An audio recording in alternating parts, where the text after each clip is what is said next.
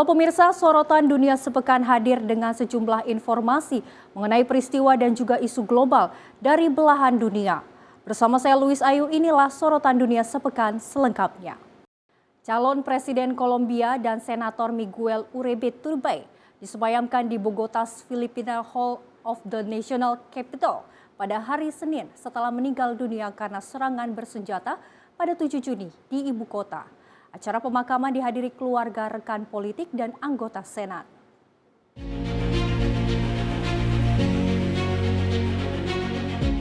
Jenazah Miguel Uribe Turbay disemayamkan di Hall Elliptical Capitol Nasional untuk diberi penghormatan oleh keluarga, teman, dan sesama senator. Istri, anak tiri, dan ayahnya turut hadir dalam acara duka. Wakil Ketua Senat Ana Paula Agudelo mengajak semua pihak bekerja sama untuk Kolombia tanpa kekerasan sebagai warisan Uribe Turbay. Akses pemakaman terbatas untuk keluarga dekat, namun publik dapat memberi penghormatan pada hari Selasa pagi. Setelah itu jenazah akan dibawa ke Katedral Primatal untuk misa pemakaman dipimpin Uskup Agung Bogota, Luis Jose Rueda. Uribe Turbay ditembak 2 kali di kepala oleh seorang remaja saat kampanye di Fontibon pada 7 Juni 2025. Penyelidikan masih berlanjut dengan penangkapan 6 orang termasuk pelaku yang berusia 15 tahun. Tim redaksi Sinpo TV melaporkan. Presiden Ukraina Volodymyr Zelensky menolak gagasan bahwa negaranya harus menyerahkan sejumlah wilayah demi mengakhiri perang dengan Rusia. Pernyataan tersebut disampaikan beberapa saat setelah Presiden Amerika Serikat Donald Trump mengumumkan rencana pertemuannya dengan Presiden Rusia Vladimir Putin di Alaska pada 15 Agustus mendatang untuk membahas penyelesaian perang di Ukraina.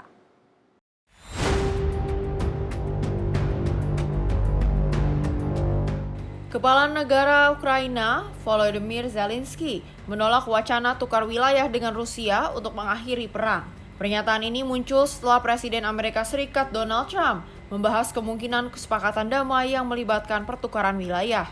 Zelensky menegaskan, Ukraina tidak akan memberikan hadiah apapun kepada Rusia atas apa yang telah dilakukan dan rakyat Ukraina tidak akan menyerahkan tanahnya kepada penjajah. Звісно, ми не дамо Росії нагород за зроблене. Український народ заслуговує на мир. Але всі партнери мають розуміти, що таке достойний мир. Цю війну треба закінчувати, і Росія має її закінчити. Росія її почала та затягує, не слухаючи ніякі дедлайни. І саме це проблема, а не щось інше. Відповідь на українське територіальне питання є вже в Конституції України. Відступати від цього ніхто не буде і не зможе. Дарувати свою землю окупанту українці не будуть. Україна готова до реальних рішень, які можуть дати мир. Будь-які рішення, які проти нас, будь-які рішення, які без України, вони одночасно і рішення проти миру. Вони нічого не дадуть. Це мертві рішення. Вони ніколи не спрацюють. А нам усім потрібен реальний, живий мир. Які люди будуть... Tim redaksi Sinpo TV melaporkan. Pemirsa, Rusia kembali membombardir kota Zaporizhzhia, Ukraina pada Minggu 10 Agustus 2025.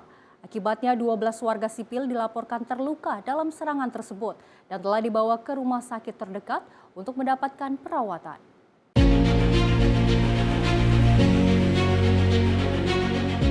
Rusia melakukan serangan udara di wilayah konflik Ukraina. Menurut Kementerian Luar Negeri Ukraina, serangan tersebut menghantam beberapa lokasi penting di kota Zaporizhzhia. Sebanyak 12 orang dilaporkan terluka, termasuk 1 korban yang berhasil diselamatkan dari reruntuhan bangunan. 70% struktur bangunan mulai dari terminal, pemukiman, apotik, hingga pusat perbelanjaan dilaporkan rusak berat. Presiden Ukraina Volodymyr Zelensky mengecam keras serangan ini dan menegaskan perlu penekanan internasional untuk menghentikan konflik. Zelensky mendorong negara-negara dunia, terutama Amerika Serikat dan Eropa, untuk memperkuat sanksi dan tekanan terhadap Rusia. Zaporizhzhia menjadi salah satu garis terdepan konflik sejak invasi Rusia pada Februari 2022. Tim redaksi Sinpo TV melaporkan. Presiden Amerika Serikat Donald Trump akan menggelar pertemuan pertama dengan Presiden Rusia Vladimir Putin sejak memasuki masa jabatan kedua.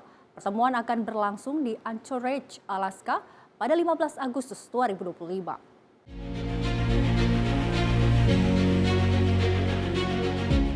Kota Anchorage di Alaska bersiap menjadi tuan rumah pertemuan pertama Presiden Amerika Serikat Donald Trump dengan Presiden Rusia Vladimir Putin sejak memulai masa jabatan keduanya. Acara dijadwalkan berlangsung 15 Agustus. Rekaman menunjukkan suasana kota termasuk toko souvenir, Hotel Captain Hook, pusat perbelanjaan Anchorage, 5 tahun Avenue Mall, serta restoran pelmeni khas Rusia. Pertemuan antara Trump dan Putin dikonfirmasi pada Jumat setelah Uni Emirat Arab dan Italia sempat dimunculkan sebagai opsi lokasi. Pengurus Kepresidenan Rusia Ushakov menyebut venue ini sebagai logis. Pada Selasa, Gedung Putih memastikan Presiden Ukraina Volodymyr Zelensky tidak diundang dalam pembicaraan, dan Trump akan bertemu Putin secara tertutup. Pertemuan dikabarkan akan digelar di pangkalan militer Joint Base Almendrov Richardson. Alaska memiliki hubungan sejarah kuat dengan Rusia. Wilayah ini pernah jadi milik Rusia hingga dekade 1860-an, sebelum dibeli Amerika Serikat seharga $7,2 juta. Alaska resmi menjadi negara bagian Amerika pada 1959. Pertukaran diplomatik antara Moskow dan Washington kembali dimulai Februari lalu, dengan sejumlah pembicaraan telepon antara pemimpin serta pertemuan delegasi. Tim redaksi Sinpo TV melaporkan. Pemirsa, Presiden Donald Trump salah sebut lokasi pertemuan dengan Presiden Rusia Vladimir Putin. Trump mengira akan berangkat ke Rusia, padahal pertemuan dijadwalkan di Alaska, Amerika Serikat.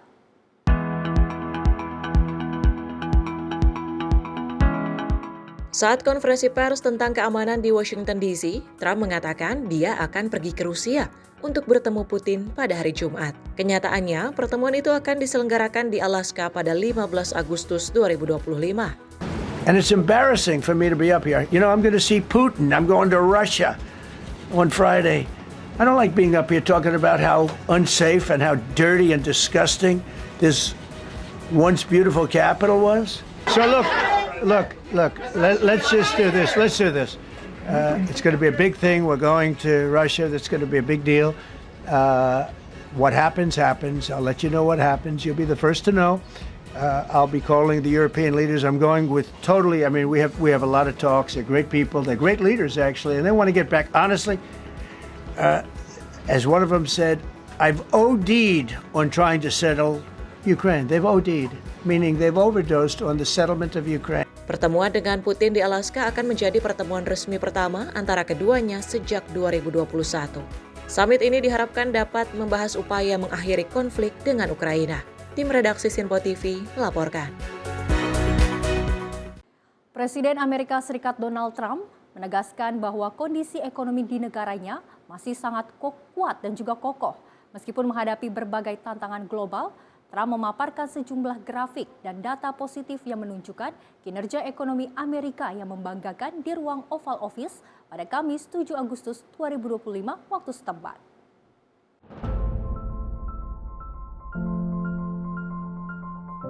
Presiden Donald Trump secara mendadak memanggil jurnalis ke Oval Office pada Kamis waktu setempat. Didampingi peneliti senior Heritage Foundation, Stephen Moore, Trump memamerkan grafik yang ia klaim membuktikan ekonomi Amerika Serikat tetap kuat. Dalam paparannya, Moore menonjolkan keberhasilan Trump dan mengkritik catatan ekonomi mantan Presiden Joe Biden. Langkah ini disebut sebagai upaya Trump mengubah narasi perekonomian di tengah pasar saham yang stabil namun pertumbuhan lapangan kerja melambat dan tekanan inflasi meningkat. Moore juga menyebut, laporan Biro Statistik Tenaga Kerja di era Biden melebih-lebihkan penciptaan lapangan kerja hingga 1,5 juta. So I called the president because I had some very good news from some new data that we've been able to put together that no one has ever seen before, and I'll just very quickly go through these. So I was telling the president that he did the right thing in calling for a new head of the Bureau of Labor Statistics because this shows that over the last 2 years of the Biden administration, the BLS overestimated job creation by 1.5 million jobs. Mr. President, that's a gigantic error. And I don't know if she's. I'm not. It might not have been an error. That's the bad part. If it was an error, it would be one thing. I don't think it's an error. I think they did it purposely. Whether that you may well be right, but even if it wasn't purposefully, it's incompetence. Right. Okay. So 1.5 million jobs overestimated. Tim redaksi Sinpo TV melaporkan. Presiden Amerika Serikat Donald Trump mengumumkan langkah bersejarah untuk mengambil alih kendali kepolisian Washington DC dan mengerahkan Garda Nasional. Langkah ini disebut untuk memulihkan keamanan dan juga ketertiban ibu kotanya. Presiden Amerika Serikat Donald Trump mengerahkan pasukan Garda Nasional ke Washington DC. Hal ini diklaim untuk membersihkan ibu kota dari geng kriminal. Dalam jumpa pers di Gedung Putih pada Senin 11 Agustus 2025, Trump mengatakan pengerahan pasukan Garda Nasional ini dilakukan untuk menyelamatkan Washington dari maraknya pelanggaran hukum. Berdasarkan pasal 740 District of Columbia Home Rule Act, Trump menempatkan Departemen Kepolisian Metropolitan DC di bawah kendali langsung pemerintah federal. This is Liberation Day in D.C. and we're going to take our capital back. We're taking it back. Under the authorities vested in me as the President of the United States, I'm officially invoking Section 740 of the District of Columbia Home Rule Act. You know what that is? And placing the D.C. Metropolitan Police Department under direct federal control. In addition, I'm deploying the National Guard to help reestablish law, order, and public safety in Washington, D.C., and they're going to be allowed to do their job properly. Trump menilai Washington DC telah dikuasai geng kekerasan, pelaku kejahatan, dan tunawisma. Ia menegaskan hal tersebut tidak akan dibiarkan terjadi lagi. Tim redaksi Sinpo TV melaporkan. Informasi masih dari Presiden Amerika Serikat Donald Trump yang memperpanjang gencatan perang dagang dengan Tiongkok selama 90 hari. Langkah ini meredakan tekanan antara dua ekonomi terbesar di dunia. Setelah bersikap tertutup kepada media, Donald Trump menyetujui perpanjangan gencatan perang dagang antara Tiongkok dan Amerika Serikat selama 90 hari. Trump mengunggah di Truth Social bahwa ia telah menandatangani perintah eksekutif untuk perpanjangan tersebut. Sementara pemerintah Tiongkok melalui Beijing juga melakukan hal yang sama. We've been dealing very nicely with China, as you probably have heard. They have tremendous tariffs that they're paying to the United States of America. And we'll see what happens. They've been dealing quite nicely. The relationship is very good with President Xi and myself. Batas waktu sebelumnya dijadwalkan berakhir pada Selasa 12 Agustus 2025 pukul 00.01 waktu setempat. Jika itu terjadi, Amerika Serikat bisa menaikkan tarif atas impor dari Tiongkok yaitu 30%. Dan pemerintah Tiongkok bisa membalas dengan menaikkan tarif atas ekspor Amerika Serikat ke Tiongkok. Perpanjangan ini memberi waktu bagi kedua negara untuk melanjutkan perundingan dan membuka peluang perhelatan KTT antara Trump dan Presiden Xi Jinping tahun ini. Kalangan dunia usaha di Amerika Serikat menyambut positif kebijakan ini yang dinilai penting untuk memberikan kepastian dan memperluas akses pasar di Tiongkok. Tim redaksi Sinpo TV melaporkan. Informasi masih dari Presiden Amerika Serikat Donald Trump yang memimpin pertemuan bersejarah di Gedung Putih pada Jumat 8 Agustus 2025 yang mempertemukan pemimpin Armenia dan Azerbaijan, di mana agenda pertemuan itu adalah mengakhiri konflik yang berlangsung hampir 4 dekade dan membuka koridor transportasi strategis di kawasan Kaukasus Selatan.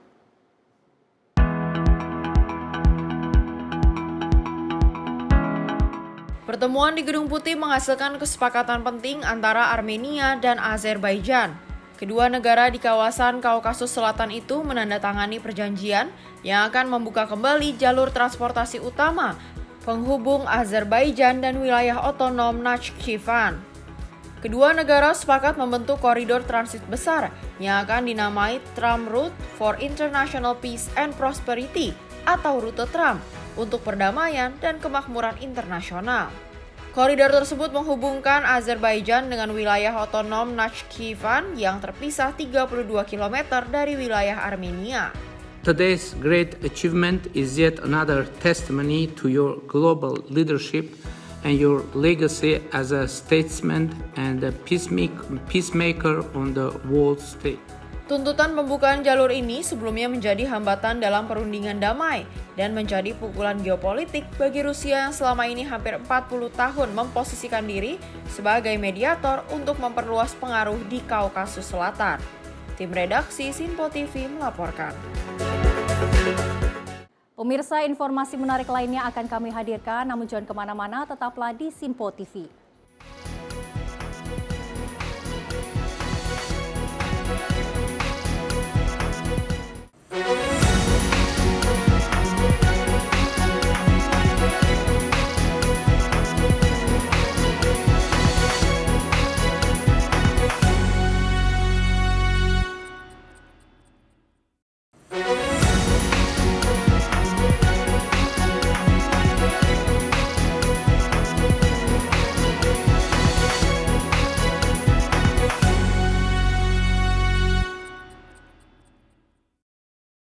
Anda kembali menyaksikan sorotan dunia sepekan pemirsa, informasi kami lanjutkan. Banjir melanda 6 negara bagian di wilayah Midwest Amerika Serikat, di mana hujan deras membuat akses jalan terputus dan mengakibatkan pemadaman listrik. Salah satu dampak terbesar terjadi di negara bagian Wisconsin, di mana panitia terpaksa membatalkan penyelenggaraan Wisconsin State Fair.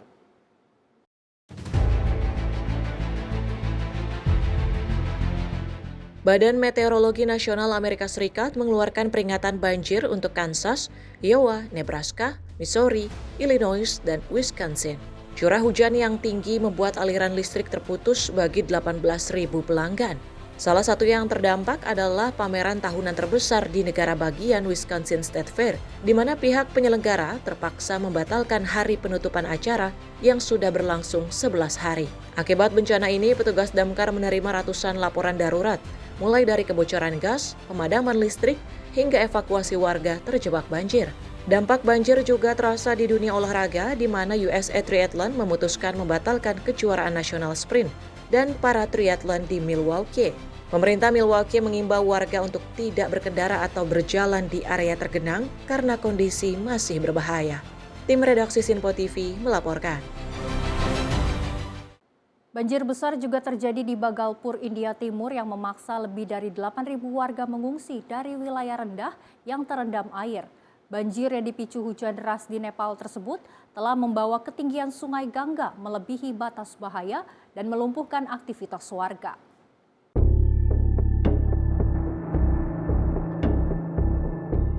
Banjir di Bhagalpur, India Timur memburuk dengan cepat dan mencapai tingkat kritis, memaksa evakuasi darurat lebih dari 8.000 warga dari wilayah rendah. Rekaman menunjukkan warga berjalan di tengah genangan banjir, menggunakan ban karet dan sepeda motor untuk melintas, bahkan ada yang berenang. Sementara terlihat ternak terjebak di air, bangunan terendam, dan jalan terputus, sehingga melumpuhkan kehidupan desa. Seorang warga mengatakan air telah masuk ke desa dan menutupi wilayah hingga 4 hingga 5 kaki. Mereka terpaksa meninggalkan rumah dan bisnis untuk mengungsi ke dataran lebih tinggi.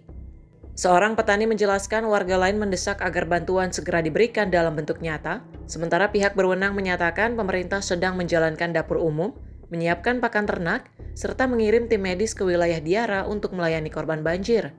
Provinsi Bihar saat ini mengalami banjir parah dengan 12 distrik terdampak dan lebih dari 1,7 juta orang terdampak.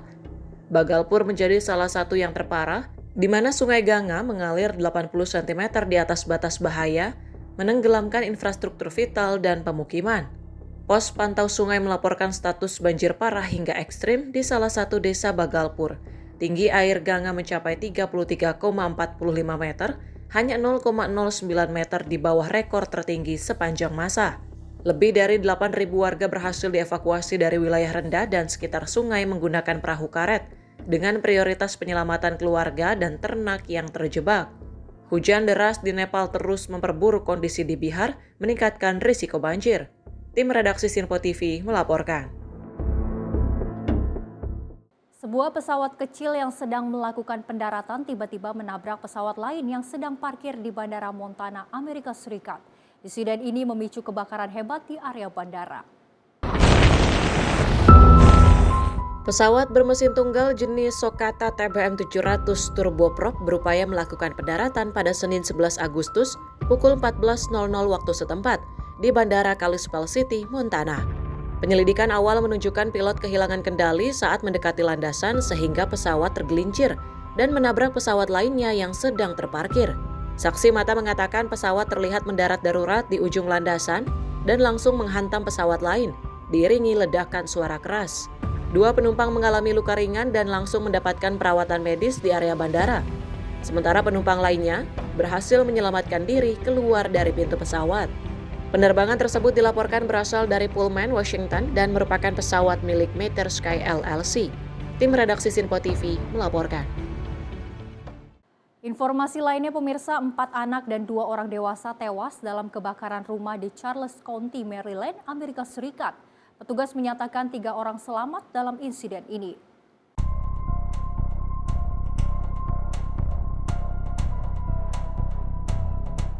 Empat anak dan 2 orang dewasa tewas dalam kebakaran rumah di Charles County, Maryland. Penyebab kebakaran masih dalam penyelidikan.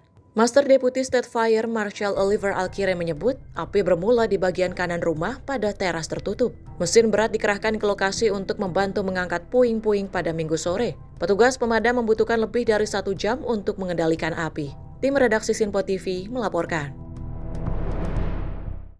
5 jurnalis dilaporkan tewas dalam serangan udara Israel di dekat rumah sakit Al-Shifa, kota Gaza pada Senin lalu. 2 diantaranya dari jaringan Al Jazeera.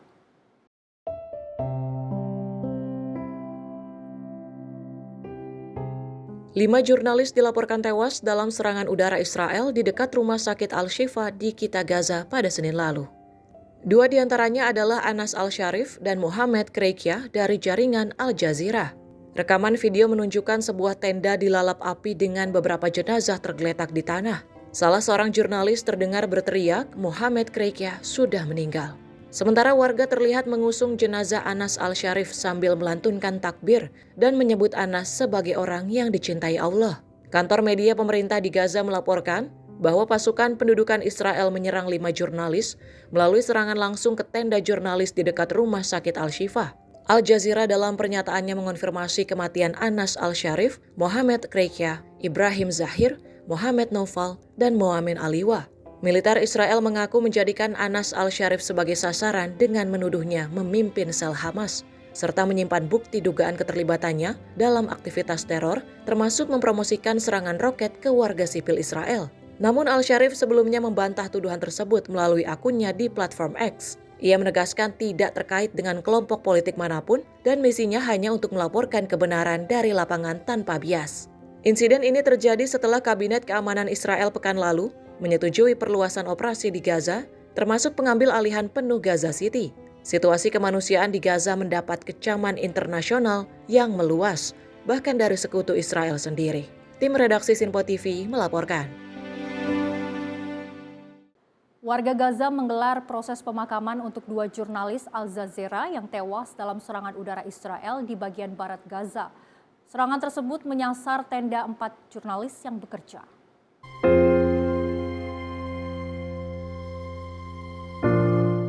Warga Gaza menggelar proses pemakaman untuk Anas Al-Sharif dan Mohamed Kreikia, jurnalis Al Jazeera yang tewas dalam serangan udara Israel yang menyasar tenda mereka di bagian barat Gaza. Video menunjukkan warga mengangkat jenazah dan melaksanakan sholat jenazah di lokasi tersebut. Lubang peluru dan puing-puing tersebar di sekitar tenda jurnalis. Koresponden Yemen Today, Abdel Hadi Farhat menyatakan bahwa kejahatan ini tidak akan menghentikan kerja jurnalistik mereka. Dia menduga pendudukan Israel melakukan pembunuhan karena peran penting jurnalis dalam mendokumentasikan kepedihan, pembantaian, dan pertumpahan darah sejak awal perang. Foto jurnalis Amer Al-Sultan mengisahkan saat ledakan terjadi. Dia menemukan Anas Al-Sharif di luar tenda dan Mohamed Kreikia yang terbakar. Mereka berusaha memadamkan api dan segera membawa Kreikia ke rumah sakit, namun ia meninggal dunia setengah jam kemudian. Kantor media pemerintah Gaza melaporkan bahwa 5 jurnalis tewas akibat serangan langsung pada tenda jurnalis dekat rumah sakit Al-Shifa di kota Gaza. Al Jazeera mengonfirmasi nama jurnalis yang meninggal, termasuk Anas Al-Sharif, Mohamed Kreikia, Ibrahim Zahir, Mohamed Naufal, dan Moamen Aliwa. Militer Israel mengaku bertanggung jawab menyasar Anas Al-Sharif dengan tuduhan memimpin sel Hamas dan terlibat dalam aktivitas teroris, termasuk mempromosikan serangan roket terhadap warga sipil Israel. Sementara Anas Al-Sharif sebelumnya telah membantah tuduhan tersebut dan menegaskan dirinya hanya melaporkan fakta dari lapangan tanpa bias.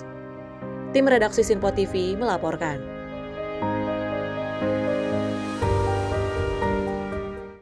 Pemirsa, ratusan ribu warga Israel turun ke jalan di sejumlah kota termasuk Tel Aviv dan Yerusalem untuk menuntut pembebasan sandera yang masih ditahan.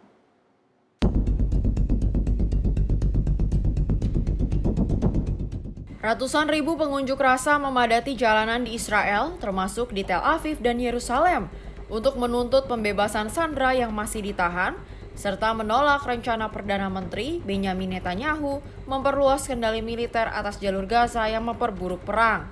Di Tel Aviv, diperkirakan sekitar 100.000 orang melakukan aksi Long March untuk menuntut penghentian segera kampanye militer di Gaza, serta rencana eskalasi konflik.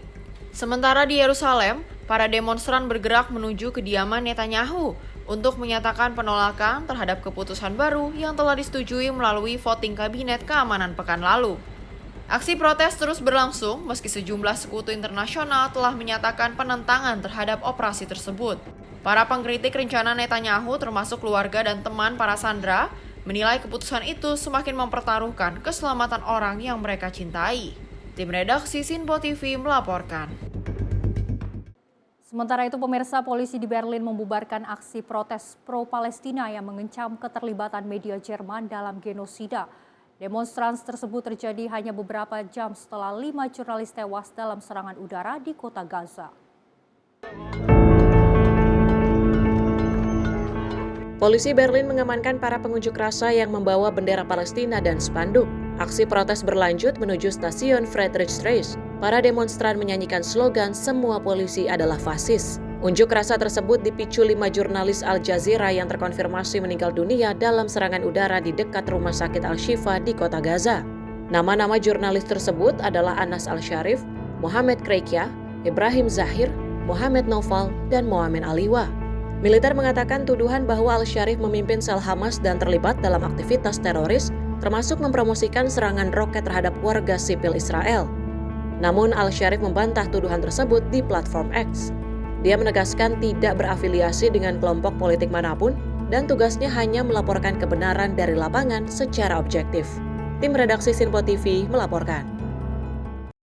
Presiden Amerika Serikat Donald Trump akan menggelar pertemuan pertama dengan Presiden Rusia Vladimir Putin sejak memasuki masa jabatan kedua. Pertemuan akan berlangsung di Anchorage, Alaska pada 15 Agustus 2025.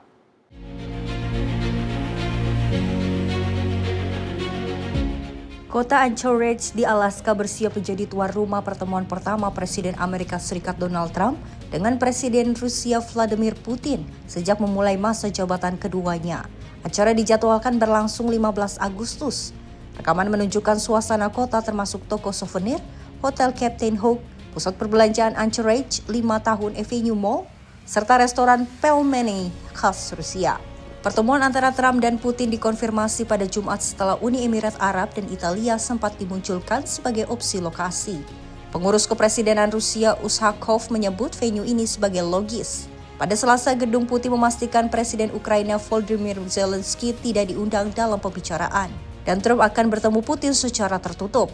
Pertemuan dikabarkan akan digelar di pangkalan militer Joint Base Almendrov Richardson. Alaska memiliki hubungan sejarah kuat dengan Rusia. Wilayah ini pernah jadi milik Rusia hingga dekade 1860-an, sebelum dibeli Amerika Serikat seharga $7,2 juta. Alaska resmi menjadi negara bagian Amerika pada 1959. Pertukaran diplomatik antara Moskow dan Washington kembali dimulai Februari lalu, dengan sejumlah pembicaraan telepon antara pemimpin serta pertemuan delegasi. Tim redaksi Sinpo TV melaporkan. Pemirsa, informasi menarik lainnya akan kami hadirkan. Jangan kemana-mana, tetaplah bersama kami di Sorotan Dunia Sepekan.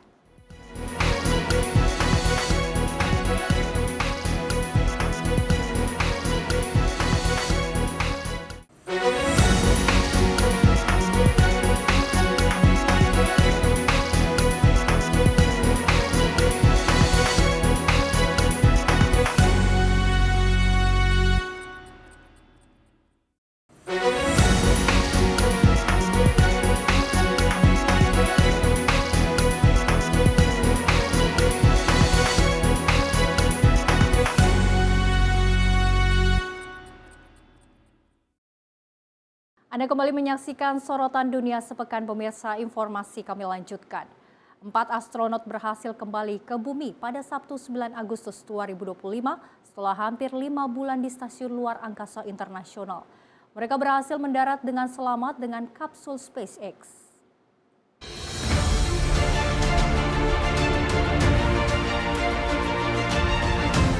Keempat astronot tersebut adalah Anne McClain dan Nicole Ayers dari Amerika Serikat, Takuya Onishi dari Jepang, dan Kirill Peskov dari Rusia.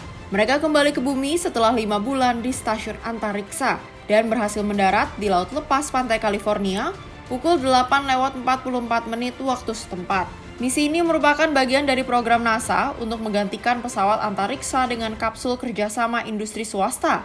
Keempat astronot diangkut kapsul Dragon milik SpaceX. Setelah mendarat, kapsul diangkat kapal SpaceX selama di stasiun. Para astronot melakukan berbagai eksperimen ilmiah, termasuk mempelajari pertumbuhan tanaman dan respon sel terhadap gravitasi.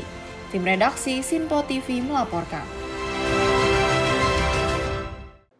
Perdana Menteri Australia Anthony Albanese mengumumkan akan mengakui negara Palestina di Sidang Umum Perserikatan Bangsa-Bangsa atau PBB pada bulan September mendatang. Keputusan itu diambil setelah perolehan komitmen dari otoritas Palestina.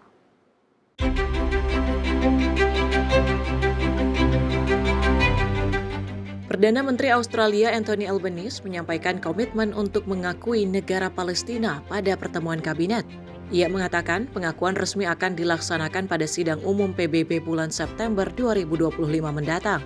Dengan syarat adanya komitmen dari Palestina untuk membentuk pemerintahan tanpa peran Hamas, melakukan demilitarisasi di Gaza, dan menggelar pemilu. Albanese mengungkapkan bahwa solusi dua negara adalah harapan terbaik untuk memutus siklus kekerasan di Timur Tengah serta mengakhiri konflik dan kesengsaraan di Gaza. Today I can confirm that at the 80th session of the United Nations General Assembly in September, Australia will recognise the state of Palestine. Australia will recognise the right of the Palestinian people to a state of their own, predicated on the commitments Australia has received from the Palestinian Authority. We will work with the international community to make this right a reality. Australia is making this statement today following our Cabinet meeting as part of a coordinated global effort building momentum for a two-state solution. Over the past fortnight, I have discussed this with Prime Minister Starmer, President Macron, Prime Minister Luxon and Prime Minister Ishaba, as well as Prime Minister Netanyahu last Thursday and President Abbas last Tuesday. A two-state solution is humanity's best hope to break the cycle of violence in the Middle East and to bring an end to the conflict, suffering and starvation in Gaza. Anthony juga mengutuk penyekatan bantuan Israel yang menghalangi akses makanan dan air untuk warga sipil Gaza. Tim redaksi Sinpo TV melaporkan. Pemirsa, sebuah helikopter pemadam buatan Rusia yang diawaki kru Kementerian Dalam Negeri Serbia terlihat membantu memadamkan kebakaran hutan di wilayah Durkovici, Rogami, pinggiran kota Podgorica, Montenegro.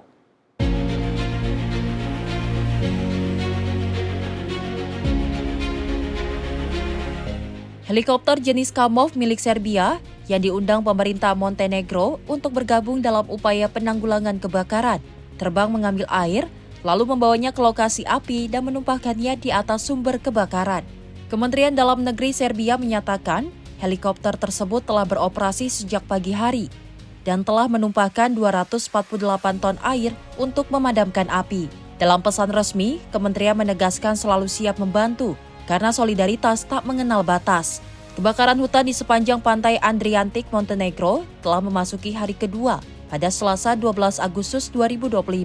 Seiring suhu yang terus meningkat, petugas pemadam berjuang melawan api di beberapa lokasi, termasuk Piperi, Kuci, Chansbulgarika, dan Bijelo Polje. Pejabat tinggi darurat Nikola Bojanovic menyebut situasi tersebut sebagai kasta tropik. Sejumlah wilayah dilaporkan melakukan evakuasi warga. Tim redaksi Sinpo TV melaporkan. Pemirsa, kebakaran hutan masih terus berlangsung di wilayah Vilar de Foz, Galicia, Spanyol di tengah gelombang panas yang melanda seluruh negara. Api yang meninggi disertai asap tebal membuat upaya pemadaman menjadi lebih sulit.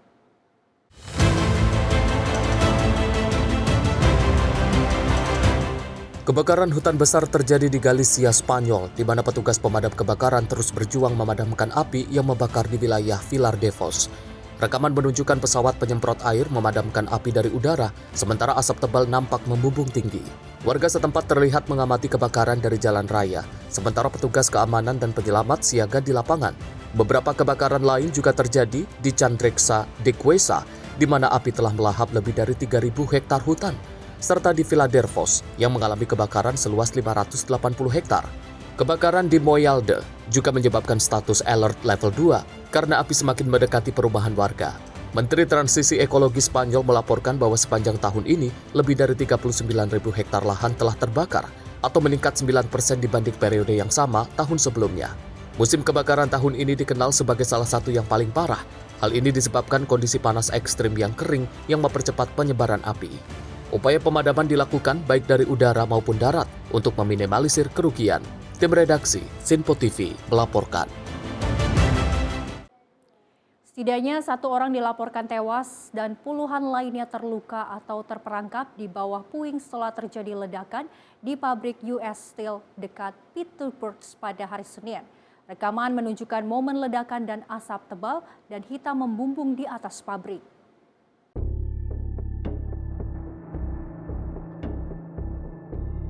Ledakan mengguncang pabrik US Steel Clairton Coke Works yang terletak di selatan Pittsburgh pada hari Senin 11 Agustus 2025. Setidaknya 1 orang dilaporkan tewas sementara puluhan lain terluka atau terperangkap di bawah puing. Rekaman video menunjukkan momen ledakan besar di pabrik itu disertai kepulan asap hitam yang membumbung tinggi. Tim darurat segera diturunkan untuk melakukan penyelamatan dan evakuasi di tempat kejadian. Menurut pihak berwenang, 2 pekerja masih dinyatakan hilang dan sedang dicari. Pabrik ini mempunyai ribuan pekerja dan merupakan salah satu operasi coking terbesar di Amerika Utara. Penyebab ledakan masih dalam penyelidikan. Tim redaksi Sinpo TV melaporkan. Pemirsa, kota Medellin di Kolombia Tengah bergema warna dan harum bunga. Ratusan sileteros turun ke jalan membawa kreasi bunga yang memukau dalam parade festival bunga ke-68.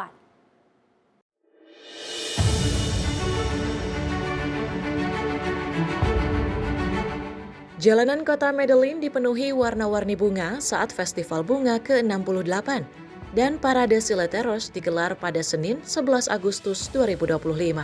Lebih dari 500 sileteros yang merupakan penjual bunga tradisional membawa kreasi bunga mereka dalam sebuah parade. Rekaman gambar menunjukkan puluhan peserta membawa rangkaian bunga mereka dimulai dari jembatan Guayaquil dan berakhir di Plaza Mayor yang merupakan pusat konvensi dan pameran utama kota. Ribuan wisatawan lokal maupun mancanegara turut menyaksikan kemegahan kreasi tersebut. Sebelum parade dimulai, panitia mengumumkan nama-nama sileteros pemenang pada masing-masing kategori dari 7 kategori lomba. Festival bunga yang diselenggarakan setiap musim panas ini dianggap sebagai acara kebudayaan terpenting di Medellin. Selain parade sileteros, warga juga merayakan dengan konser, pasar, dan berbagai aktivitas keluarga serta atraksi lainnya. Tim redaksi Sinpo TV melaporkan.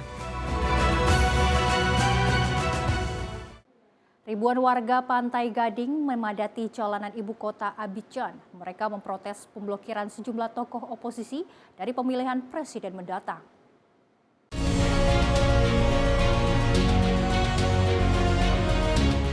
Ribuan warga Pantai Gading turun ke jalan di kota Abidjan, ibu kota negara di Afrika Barat, untuk memprotes pemblokiran sejumlah tokoh oposisi dari pemilihan presiden mendatang.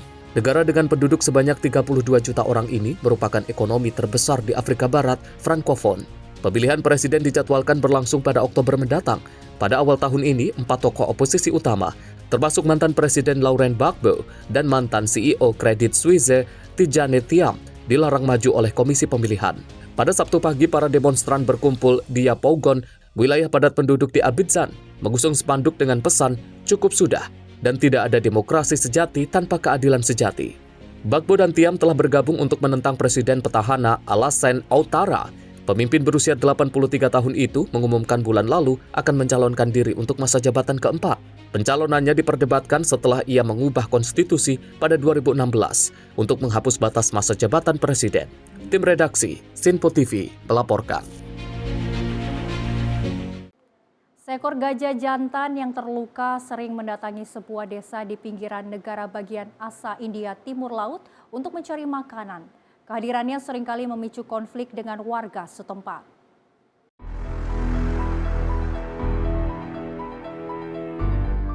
Selama berbulan-bulan, seekor gajah jantan yang terluka sering mendatangi desa di pinggiran Assam, India untuk mencari makan. Hewan tersebut sering memasuki toko dan mengambil makanan dari rak, membuat warga memasang pagar baja dan kawat berduri di depan rumah serta kios di tepi jalan. Meski warga memberikan makanan dan air, kunjungan gajah yang bisa terjadi 2 kali sehari ini sering mengganggu arus lalu lintas. Warga terpaksa menghalau hewan tersebut agar jalan dapat dilalui. Gajah tersebut tak mampu kembali ke hutan lantaran cedera di kakinya beberapa bulan lalu. Usahanya untuk bergabung dengan kelompok gajah lain juga sering mendapat penolakan. Konflik antara manusia dan gajah di India makin meningkat seiring pertumbuhan penduduk yang mencapai 1,4 miliar jiwa, serta perluasan kota dan permukiman yang menggeser hutan dan habitat gajah. Di Assam yang memiliki lebih dari 5.000 gajah Asia liar, telah terjadi banyak insiden dalam beberapa tahun terakhir, mulai dari perusakan tanaman hingga menelan korban jiwa. Aktivis lingkungan menilai perambahan lahan memaksa gajah keluar dari habitat alami, memicu konflik dengan warga. Para pelestari alam mendesak pemerintah untuk menghentikan perambahan dan membuat koridor perpindahan, agar gajah dapat berpindah antar hutan untuk mencari makanan. Tim redaksi Simpo TV melaporkan. Pemirsa, Rusia kembali membombardir kota Zaporizhzhia, Ukraina pada Minggu 10 Agustus 2025.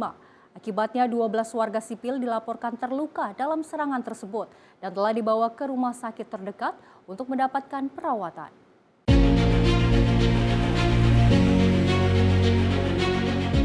Rusia melakukan serangan udara di wilayah konflik Ukraina. Menurut Kementerian Luar Negeri Ukraina, serangan tersebut menghantam beberapa lokasi penting di kota Zaporizhzhia.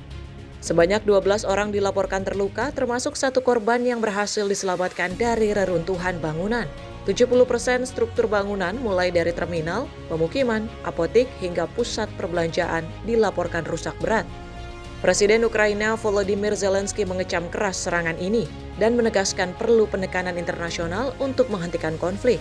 Zelensky mendorong negara-negara dunia, terutama Amerika Serikat dan Eropa, untuk memperkuat sanksi dan tekanan terhadap Rusia. Zaporizhzhia menjadi salah satu garis terdepan konflik sejak invasi Rusia pada Februari 2022. Tim redaksi Simpo TV melaporkan.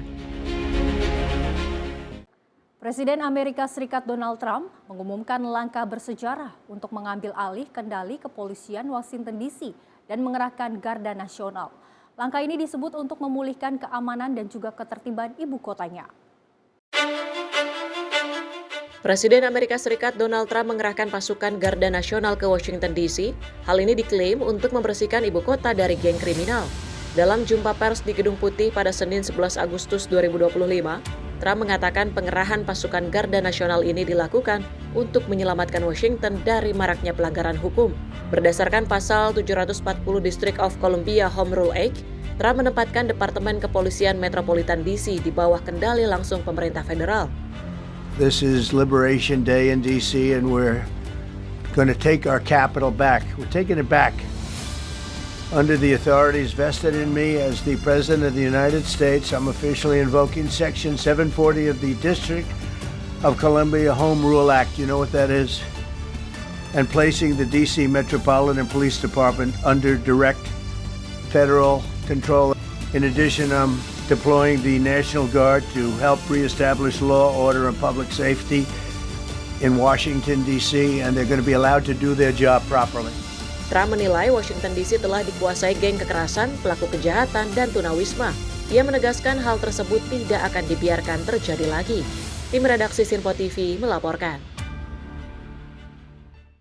Banjir besar juga terjadi di Bhagalpur, India Timur yang memaksa lebih dari 8.000 warga mengungsi dari wilayah rendah yang terendam air. Banjir yang dipicu hujan deras di Nepal tersebut telah membawa ketinggian sungai Gangga melebihi batas bahaya dan melumpuhkan aktivitas warga.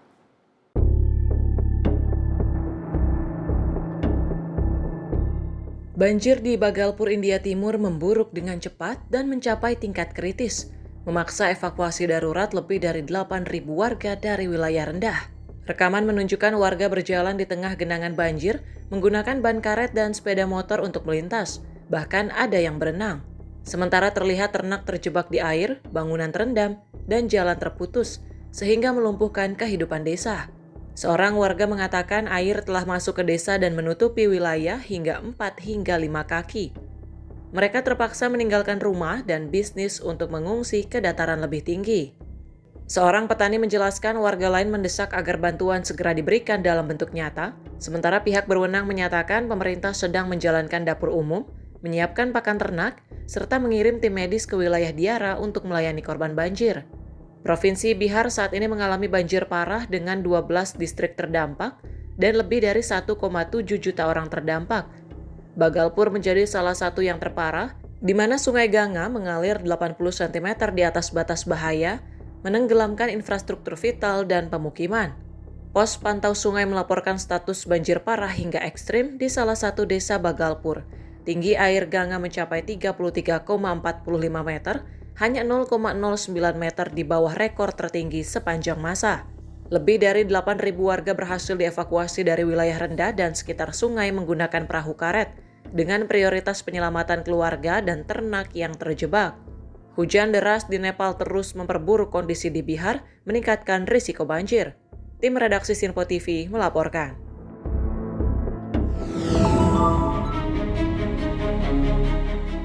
Ratusan anggota parlemen dan pendukung oposisi mengawali aksi protes dari gedung parlemen, namun dihadang polisi saat menuju kantor Komisi Pemilihan Umum di New Delhi. Bentrokan terjadi dan sejumlah anggota parlemen termasuk pemimpin oposisi Rahul Gandhi sempat ditahan singkat. Oposisi menuding Komisi Pemilihan Umum terburu-buru merevisi daftar pemilih di Bihar yang melibatkan hampir 80 juta pemilih dengan persyaratan dokumen ketat seperti akta kelahiran, paspor, dan ijazah. Menurut mereka, persyaratan ini sulit dipenuhi di Bihar yang memiliki tingkat melek huruf rendah sehingga bisa menghilangkan hak pilih masyarakat miskin, terutama minoritas Muslim. India tidak memiliki kartu identitas nasional tunggal dan kartu identitas biometrik Aadhaar yang luas digunakan, tidak masuk dalam daftar dokumen yang diterima untuk revisi ini. Komisi Pemilihan Umum membantah tuduhan tersebut dan menyebut revisi intensif ini bertujuan memastikan keakuratan data pemilih, menghapus nama yang sudah meninggal atau pindah, serta mencegah masuknya warga negara asing ilegal. Menurut komisi, sekitar 49,6 juta pemilih yang telah tercatat dalam proses serupa pada 2003 tidak perlu mengumpulkan dokumen tambahan, namun hampir 30 juta pemilih lainnya masih terancam kehilangan hak pilih. Revisi serupa dijadwalkan akan dilakukan di seluruh India yang memiliki 1,4 miliar penduduk. Bihar sendiri merupakan medan pertarungan penting dalam politik India, di mana partai berkuasa BJP selalu memerintah dalam koalisi dan mengandalkan mitra politik dari wilayah ini untuk mempertahankan kekuasaan di parlemen. Tim redaksi Sinpo TV melaporkan.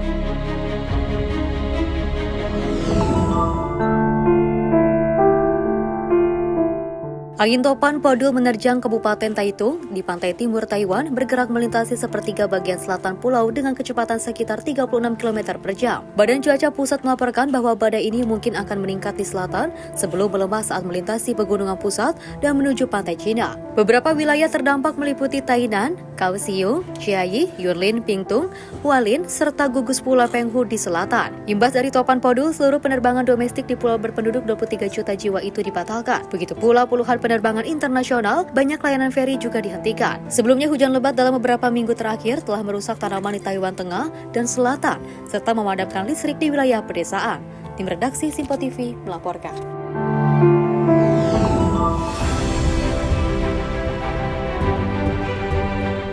Robot yang mampu berlari menari, bermain sepak bola, hingga menyortir suku cadangan di jalur perakitan, kini juga bisa bermain mahjong dan bertarung tinju. Unit 3 Robotik asal Hangzhou memamerkan berbagai robot terbaru, namun yang paling mencuri perhatian adalah dua robot GI versi terbaru yang saling memukul dan juga bertahan layaknya petinju manusia, bahkan bangkit kembali setelah terjatuh. Seorang konsultan manajemen asal Jerman menyebut, China unggul dalam menciptakan robot dan juga produk elektronik baru dalam waktu singkat, sehingga optimistis terhadap masa depan industri robot di negara itu. Tim redaksi Sinpo TV melaporkan.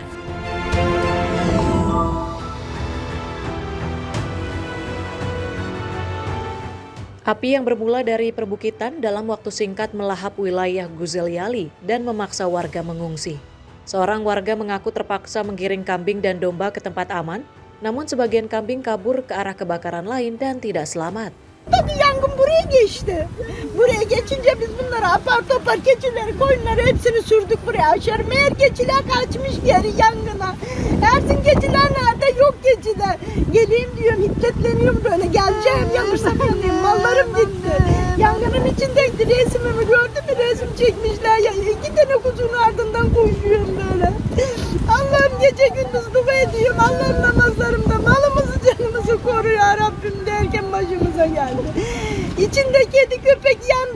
başka yerlerde üzülürken başımıza geldi. Kedilerim yok, tavuklarım yok. Meskipun berhasil menyelamatkan diri, seorang warga mengaku sempat membantu memadamkan api di rumah sendiri dan rumah tetangga. Kebakaran ini terjadi sangat cepat dan melahap area tertutup yang sebelumnya jarang terlihat. Zaten bir anda gelişti. Kuru arazi olduğu için bir rüzgarın etkisiyle, yansımasıyla burası alev aldı. Burası normalde göremeyeceğiz kadar kapalı bir alan. Aracımın da arkasında araba vardı, kurtaramadım. Tim redaksi Sinpo TV melaporkan. Dan informasi tadi pemirsa sekaligus menutup perjumpaan kita pada Sorotan Dunia Sepekan edisi kali ini. Jangan lupa tetap saksikan Sinpo TV. Saya Louis Ayu pamit undur diri. Terima kasih atas kebersamaan Anda. Sampai jumpa.